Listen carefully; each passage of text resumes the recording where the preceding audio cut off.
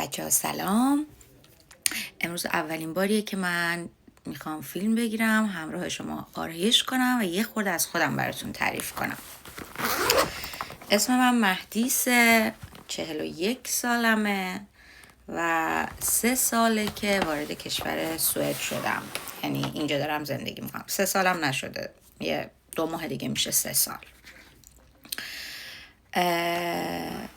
دارم اینجا کار میکنم و حالا خونه جدای خودم رو دارم و فعلا دارم کار میکنم تا زمانی که اقامتم کامل که شد دیگه اون موقع شروع کنم درس خوندن. در حال حاضر بهیارم ولی هدفم اینه که پرستار بشم. حالا اگه همه چی یاری کنه و اوکی بشه که میخوام پرستاری درس بخونم. همه آدمایی که مهاجرت میکنن، اول بهتون بگم که من میخوام آرایش کنم. یه مرطوب کننده خیلی خیلی خوب بهتون معرفی میکنم که هم قیمتش خیلی مناسبه هم فوق العاده است. این مرطوب کننده های لورئال هم بوی خیلی خوبی دارن. به نظر من بوی محصول خیلی خیلی به آدم انرژی و حس خوب میده. این بوی بهشت میده به نظر من. یه مرطوب کننده طولانی مدت میزنم، حالا یه ده پرایمر میزنن، چیزای مختلف میزنن، ولی من بلافاصله کرم پودرم روش میزنم. من فکر میکنم که همه کسایی که مهاجرت میکنن نظرهای متفاوتی دارن. هیچ کدوم از 2 نفر نظرشون شبیه هم نیست. یه ده میگن که مهاجرت خیلی سخته، اشتباهه. یه عده میگن که نه فوق‌العاده است. هر کس یه چیزی میگه. ولی به نظر من اول که به شانست بستگی داره، واقعا به شانست بستگی داره. در ضمن اینم بگم این کرم پودر مکه که از اینم خیلی راضیم. واقعا به شانست بستگی داره، یعنی درصد زیادیش. شانسیو که بهتون میگم میدونین چیه؟ اینکه با کیا برخورد میکنی، چه آدمایی میان سر راهت قرار میگیرن. و یکی از مهمترین چیزای زندگی همینه که با چه کسایی معاشرت میکنی. واقعا دوستا و اطرافیانت از تو میتونن یه فرد فوق‌العاده بسازن، حالا از لحاظ شرایط اجتماعی منظورمه. یه عده میتونن که واقعا به کف خیابون بندازنت و بدترین شرایط رو برای تو فراهم کنن. یکی از مسئله های خیلی مهم اینه که به نظر من کلید وارد شدن به هر کشوری زبان اون کشوره. تا اگه زبان بلد نباشی اینجا هیچی نمیشی، واقعا هیچی نمیشی. من نمیگم من کسی شدم، ولی حداقل تونستم به یه درآمد متناسبی برسم. چون اگه زبان این کشور رو بلد نباشی باید بری با همزبونات کار کنی. با همزبونات هم حالا وقتی که کار میکنی کمترین اتفاقی که برات میفته اینه که زبان اون کشور یاد نمیگیری.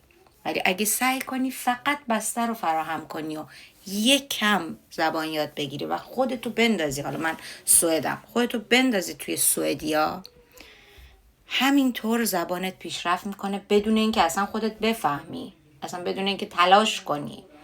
شرایط خب خیلی آسون نیست، خیلی سخته، ولی اینطوری نیست بری سر کلاس بشینی. هر روزی که کار میکنی خودش مدرسه است. خب من کرم پودرمو زدم. اینم باز مکه کانسیلرشه که من اینجوری میزنم زیر چشمم،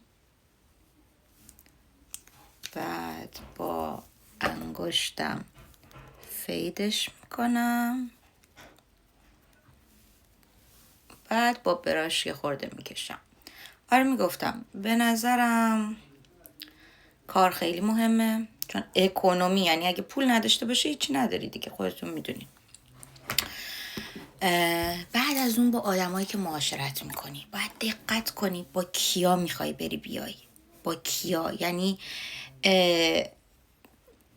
خوبه که آدم دوستایی و دور و بر خودش داشته باشه، ولی متاسفانه تو مهاجرت انقدر آدمای خطرناک زیادن، اونم دلیلش اینه، به قول شوهر خواهر من روزی که مهاجرت کردم گفت مهدیس حواستو خیلی جمع کن.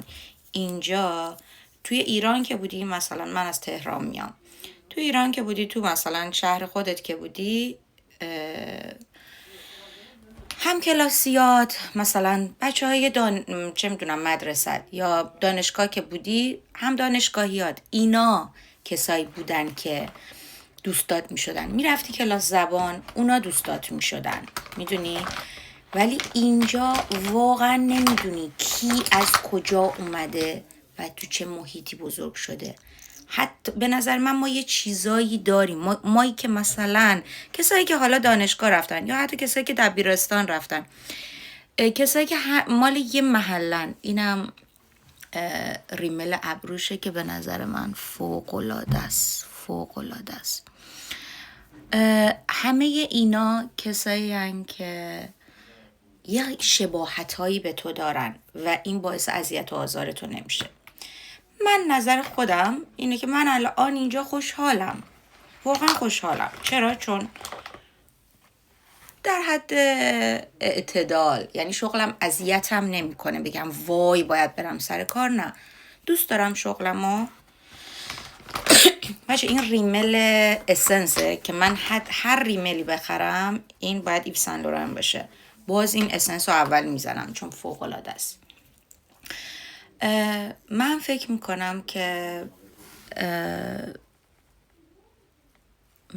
میکنم که حرفمو یادم رفت. آره، آدم به کارش علاقه نسبی داشته باشه و یه پارتنر خوب داشته باشه که من دارم، یه پارتنر خوب داشته باشه و یاد بگیره که وقتشو پر کنه، فقط نره سر کارو بیاد خونه. میدونی من اگه تو ایرانم باشم، تو کشور خودمم باشم، اگه فقط برم سر کارو بیام خونه، خب آدم افسرده میشه. سعی کنه یه پارتنر خوب پیدا بکنه و یه 2 دوستم داشته باشه که حتی دور، یعنی خودت باشی و پارتنرت، یه 2-3 دوستم خوبه که دوست صمیمی داشته باشی به نظر من. ولی اگه کسی سرش به تنش میارزید، اگه نه، در حد همون رابطه دور با هم دیگه فیکا میکنین، با هم دیگه درینک میخورین، دعوتشون میکنین. و من خودم آدمیم که از مراسم‌های کوچیک یه چیز بزرگ درست میکنم، یه خوشحالی بزرگ میسازم. شب یلدامو حتما برگزار میکنم، شب عیدم و واسه عیدم سبزه درست میکنم، 7 سین میچینم دیگه. من یه همچی آدمیم، این کارا رو میکنم، یعنی برای بهونه‌های کوچیک رو پیدا میکنم برای خوشحالی‌های بزرگ. بچه من اول ریمل اسنس رو زدم، حالا این خیلی قدرت بلند کنندگیش خیلی خوبه. حالا اینو روش میزنم. آره به نظر من اینجوریه، روابط خیلی مهمه و اینکه تو بلد باشی از تایمت. مثلا من شاید یکی فکر کنه که خب این چقدر بیرون وقت میگذرونه، ولی من به محض اینکه وقت دارم میرم تو شهر، میرم یه کافه، میشینم قهوه میخورم، میرم خریدم میکنم. حالا چه خرید خونه داشته باشم، چه خرید لباس،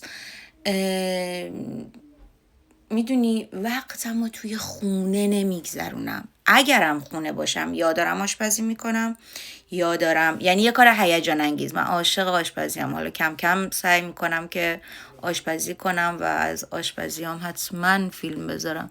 من در این حال که ظاهرم یه دختر بیرون و خیلی امروزیه، اون پشت یه دختر، یه زن چندین و چند ساله که حالا خیلی بزرگتر از خودم هست، که انگار مامان چند تا بچه است و هر روز غذا درست میکنه. بلدم آشپزی غذاهای ایرانی خیلی خوب درست میکنم، حتما براتون میذارم. ولی به هر حال در مجموع میخوام بهتون بگم که من راضیم از مهاجرتم، خیلی خوشحالم. خب بچه من خیلی سریع از این میزنم، از رژگونم با دست میزنم. رژگونم اینه، رژگونم با دست میزنم و رژ لبم که این باشه. اول یکم خط لب زدم، اینه رژ لب، یه رژ لب خیلی معمولیه که اینو میزنم روشم، پودر فیکس میزنم. مواظب خودتون باشین.